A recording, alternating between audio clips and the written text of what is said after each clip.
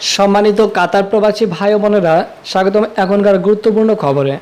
আর এখনকার খবরের মাধ্যমে আপনারা অত্যন্ত করুণ একটি ঘটনা জানতে পারবেন। ঘটনাটি হলো যে দেশে বাবাকে খুন করে কাতারে আসার পথে আটক প্রবাসী ছেলে। এই সম্পর্কে এখন আমি বিস্তারিত আলোচনা করতে যাচ্ছি, তাই আপনি যদি একজন কাতার প্রবাসী হয়ে থাকেন তাহলে ভিডিওটি অবশ্যই সম্পূর্ণ দেখে বিস্তারিত তথ্যগুলো জেনে নেবেন। চলুন জেনে নেওয়া যাক আজকের সংবাদের বিস্তারিত।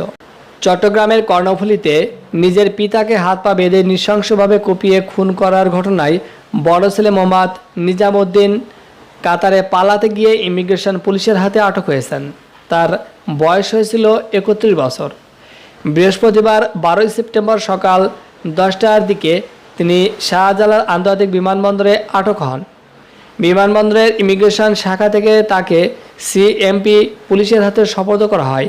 এর আগে ভোর 5টার দিকে চট্টগ্রাম শাহ আমানত আন্তর্জাতিক বিমানবন্দর ইমিগ্রেশন শাখা থেকে তার ছোট ভাইকে আটক করে পুলিশের হাতে সোপর্দ করা হয়।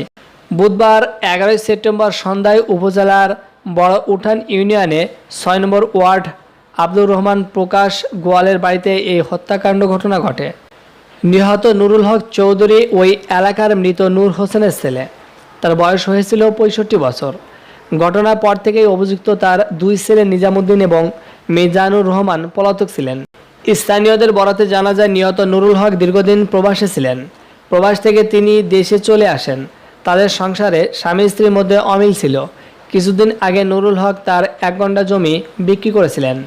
মূলত এই জমি বিক্রি করার জেরে এই হত্যাকাণ্ড ঘটেছে বলেও প্রাথমিকভাবে ধারণা করেন পুলিশ। বন্ধুরা, এই ছিল আজকের মতো সংবাদ। পরবর্তী সংবাদটি পাওয়ার জন্য চ্যানেলটি সাবস্ক্রাইব করে বেল আইকনটি অন করে রাখবেন।